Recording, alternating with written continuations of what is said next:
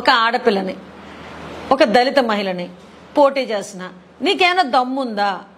పోటీలో నిలబడే వ్యక్తిని గెలిపించుకోవడానికి ట్రై చేయి. లేదు, నీ ఓటు బ్యాంక్ ఎలా పెంచుకోవాలి, నీ జాయినింగ్స్ ఎలా చేసుకోవాలి, నీ రాజకీయం ఏం చేసుకోవాలి. దిగజారుడు రాజకీయం, నీచ రాజకీయం. ఎంత నీచం అంటే వీళ్ళు తప్పుడు వార్తలు ప్రచురితం చేస్తారు అని చెప్పడానికి, దేన్నైనా అబద్ధపు ప్రచారం చేయడానికి సిద్ధపడతారని చెప్పడానికి, జనాల్ని కూడా ఇలాంటి అబద్ధపు ప్రచారాలతో నమ్మించడానికి ప్రయత్నం చేస్తున్నారని చెప్పడానికి ఇది ఒక బెస్ట్ ఉదాహరణకని చెప్పొచ్చు. మొన్న 20వ తారీఖుని పాయకరావుపేటలో లక్కీ షాపింగ్ మాల్ ఓపెనింగ్ జరిగింది. ఆ రోజు వాళ్ళందరూ కూడా నాతో పాటు వైసీపీ నాయకుల్ని, ఆ రోజు ఎంపీ సత్యవతమ్మ గారిని కూడా పిలిచారు. ఆ రోజు అదేవిధంగా చాలా మందిని, అనసూయ సినీ యాక్టర్ అనసూయ గారిని పిలిచారు. అదేవిధంగా అదే రోజు మనకి సంబంధించి కొంతమందిని సెలబ్రిటీస్ చాలా మంది రాజకీయ నాయకులు అందరినీ పిలిచారు. నాతో పాటు తోట నాగేష్ గారు వచ్చారు. అంటే చాలా మంది సెలబ్రిటీస్, పొలిటికల్ లీడర్స్ అన్ని పార్టీస్ నుంచి కూడా లక్కీ షాపింగ్ మాల్ ఓపెనింగ్ కి వెళ్లారు. అయితే సాయంత్రానికి ఎవడు ఈ రంగస్థలం అని ఒక గ్రూప్ ఉందండి, పాయకరావుపేట రంగస్థలం అని. అందులో నిజంగా రంగస్థలం ఎలా జరుగుతుందో తెలియదు కానీ నోటికొచ్చిన పదాలు, నోటికొచ్చిన మాటలు ఎలా పడితే అలా ట్రోల్స్ చేసుకుంటారు. అందులో వైసీపీ నాయకుడు ఎవడో సింహాద్రి యాదవ్ అంట అతను ఒకడు ఈ ఫేస్బుక్ లో సంబంధించి ఒక అతను వాలంటీర్, వాడు తుని వాలంటీర్ అనమాట. వాడు కూడా తుని వాలంటీర్. వాడు గుడాల నానాజీ అనేవాళ్ళు, వీళ్ళందరూ కూడా ఒక ఫేక్ ప్రచారాన్ని, అది కూడా ఏంటి, వేటు న్యూస్ లోని అది అసలు వాళ్ళు ఎట్టి పరిస్థితులను మేము ప్రచురించలేదని వేటు న్యూస్ వాళ్ళు కూడా చెప్పారు. వేటు న్యూస్ ద్వారా వచ్చిందని చెప్పేసి వేటు న్యూస్ లోగో పెట్టి, ఇది ఇలా వేటు న్యూస్ లోగో పెట్టి అనిత వంగలపూడిపై కేసు నమోదు అని చెప్పి నేనట లక్కీ షాపింగ్ మాల్ ఓపెనింగ్ కి వెళ్ళానట.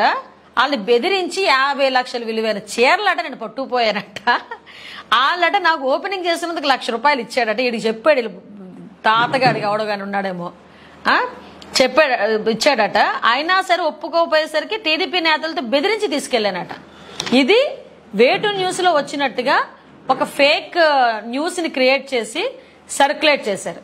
ఆ రోజు ఈవినింగే నేను పోలీస్ డిపార్ట్మెంట్ వాళ్ళ పోలీస్ స్టేషన్ కి వెళ్లి మా మండల పార్టీ ప్రెసిడెంట్ చిట్టిబాబు గారు, మా లోకల్ నాయకులు ఆల్రెడీ కేసు కూడా ఫైల్ చేస్తున్నాం. ఇదంతా జరిగిన తర్వాత కూడా వీళ్ళు ఎలా ట్రోల్ చేస్తున్నారంటే ఫేస్బుక్ లోని గుడాల నానాజీ, ఈ వైసీపీ మొత్తం అంతా వైసీపీ బ్యాచ్ వీళ్ళందరూ కలిపి దీన్ని ట్రోల్ చేయటం. ఎవడో వేమవరం వైసీపీ, క్వాజా షాహిక్ వాళ్ళు వీళ్ళంతా కూడా దీన్ని ప్రచురం చేయడం, సోషల్ మీడియాలో పెట్టడం. మొన్నే సజ్జల భార్గవ రెడ్డి ఇలా గుండెల మీద చేసుకొని మరి చెప్పాడు, మాకు ఎట్టి పరిస్థితుల్లోని ఆడవాళ్ళ మీద మేము సోషల్ మీడియాలో తప్పుడు కథనాలు మేము ప్రచురించము, అలాంటి సంస్కృతి మాకు లేదు అని సజ్జల భార్గవ రెడ్డి గుండెల మీద చేసుకొని మరి చాలా యాక్టింగ్ చేసి మరి చెప్పాడు. అలాంటి మరి ఈ రోజు ఏ సమాధానం చెప్తారు? అసలు నాకు అర్థం కానిది ఏంటంటే, ఒక అనితా వంగల్ ఒక ఎక్స్ఎమ్మెల్యే మీద కేసు పెడితే ఆ షాపింగ్ మాల్ బయటకు వచ్చి మాట్లాడ్డా, పోలీస్ డిపార్ట్మెంట్ వాళ్ళు బయటకు వచ్చి ఒక మాట చెప్పరా? పోలీస్ డిపార్ట్మెంట్ వాళ్ళ దగ్గర ఒక కేసు లేదు, సోషల్ మీడియా షాపింగ్ మాల్ వాళ్ళ దగ్గర కేసు లేదు. నేను అక్కడికి వెళ్లేసరికి సుమారుగా మీలో సగం మంది, అంటే పత్రికా విలేకరులు సగం మంది ఇంకా అక్కడే ఉన్నారు. నేను మీరందరూ అక్కడ ఉండగానే నేను మళ్ళీ వచ్చి కారు ఎక్కాను.